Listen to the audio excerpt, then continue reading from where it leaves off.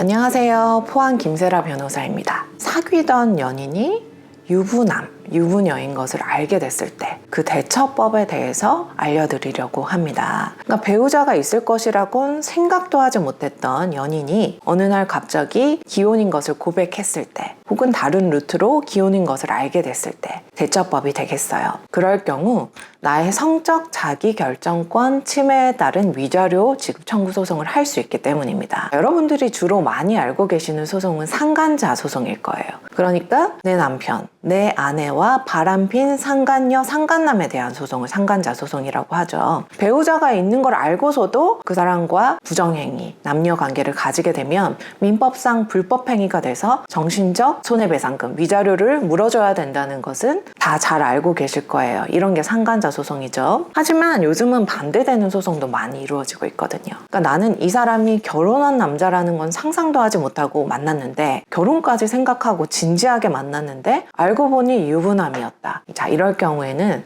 나의 성적 자기결정권을 침해한 것이 돼서 연인이 나한테 위자료를 물어줘야 합니다. 이 소송을 하시는 이유는요, 그러니까 굉장히 나한테 정신적 고통을 끼친 거잖아요. 거기에 대해서 위자료를 받기 위한 목적도 있지만 그 연인의 배우자로부터 상간녀, 상간남 소송을 당하지 않기 위해서도 하십니다. 성적 자기결정권 침해 소송을 해서 얼마라도 위자료를 받았다는 건 무엇을 의미하냐면, 내가 정말 이 사람이 기혼인지는 모르고 만났다는 것이 되거든요. 그 승소 판결이 있으면 내가 나중에 상간자 소송을 피소당했을 때 위자료 물어줘야 되는 것에서 자유롭게 됩니다. 자, 그래서 연인이 배우자가 있는 것을 밝혔다, 알게 됐다, 이랬을 때 어떻게 대처하시면 되는지 제가 항목을 나눠서 설명드릴게요. 첫 번째, 바로 항의하고 그 내용을 증거로 남기세요. 사실은 엄청 충격적인 상황이기 때문에 쉽지는 않으실 거예요. 하지만 정신을 조금만 가다듬으시고, 어떻게 나한테 지금까지 얼마를 만났는데 이걸 숨길 수가 있느냐, 그 내용을 정확하게 항의하세요. 항의하시고,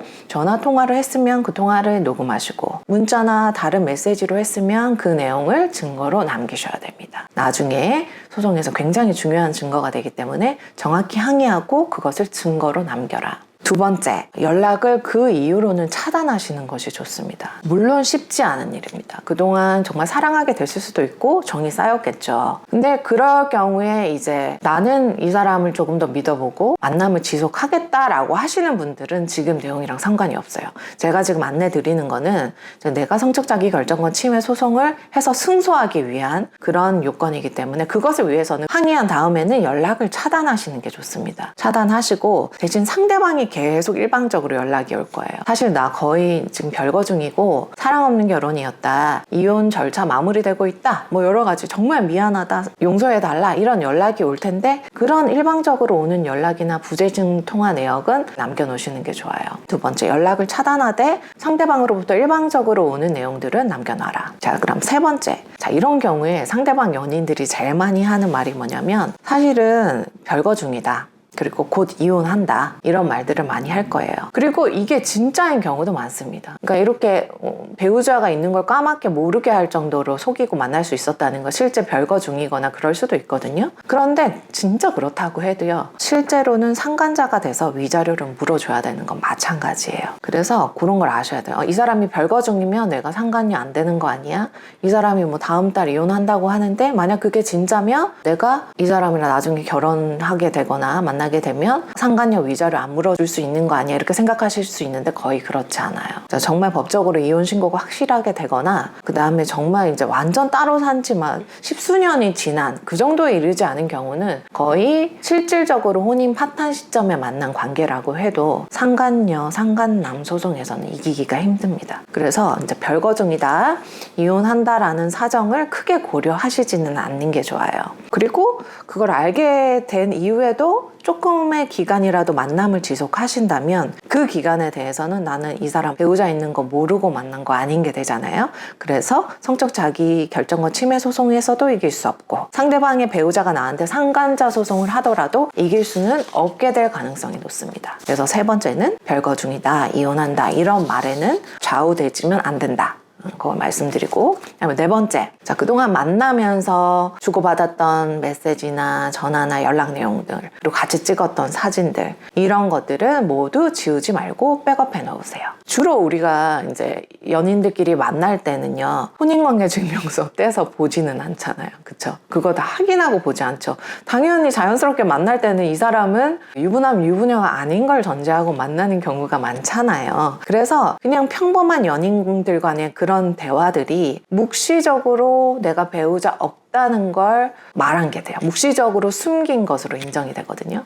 그래서 그런 것들도 다 중요한 증거가 되니까 이제 상대방이 그런 충격적인 사실을 고백했을 때 너무 충격받아서 다 지워버리고 싶으실 수도 있을 거예요. 하지만 이제 조금만 참고 남겨놓으시라는 겁니다. 자, 그리고 다섯 번째, 그 증거들을 가지고 이제 바로 소송을 진행하시면 됩니다. 변호사를 찾아가셔서 소송을 진행하시면 돼요. 앞에서 말씀드린 내용을 다 확보하지 못했더라도 일단 확보하신 내용을 가지고 변호사 상담을 받아보시고 소송을 진행하시는 게 좋아요. 그래야지 이제 빨리 소송을 진행해야 단 얼마라도 위자료 내 승소 판결이 생길 거 아닙니까? 그랬을 때는 내가 상대방의 배우자 있었던 거는 몰랐던 게 되고, 그러면 상대방의 배우자가 자기 배우자가 바람핀 걸 알게 됐을 때 이제 상간자 소송을 제기하겠죠. 그럴 경우에 내가 이제 판결문을 가지고 대항할 수 있게 됩니다. 다섯 번째는 증거를 수집해서 소송을 진행해라. 변호사를 찾아가라. 이렇게 말씀드리고, 여섯 번째, 이런 성적 자기 결정권 침해에 따른 위자료 청구 소송에 결정되는 위자료는 하급심 판례들을 좀 보니까 만남의 정도나 깊이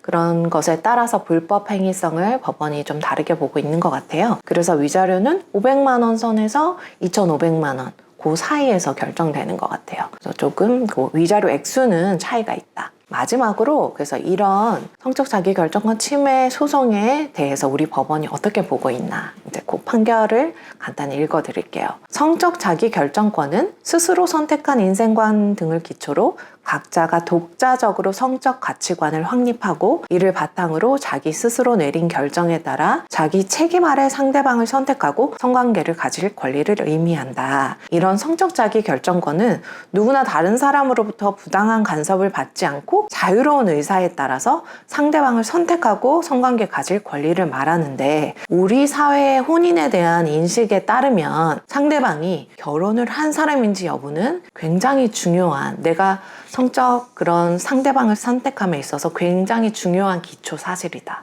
이렇게 보고 있어요. 그렇기 때문에 자기가 혼인 사실에 대해서 적극적으로 허위의 사실을 고지하는 건 당연히 안 되고, 묵시적으로라도 상대방이 착오에 빠지도록 묵시적으로 유도하는 행위도 모두 상대방의 성적 자기결정권을 침해하는 것으로서 불법 행위에 해당한다라고 우리 법원은 보고 있습니다. 그래서 위자료를 지급하라고 하는 것이겠죠. 그래서 오늘은 사귀던 연인이 유부남, 유부녀인 것을 알게 됐을 때 대처법에 대해서 알려드렸습니다. 김세라 변호사였습니다.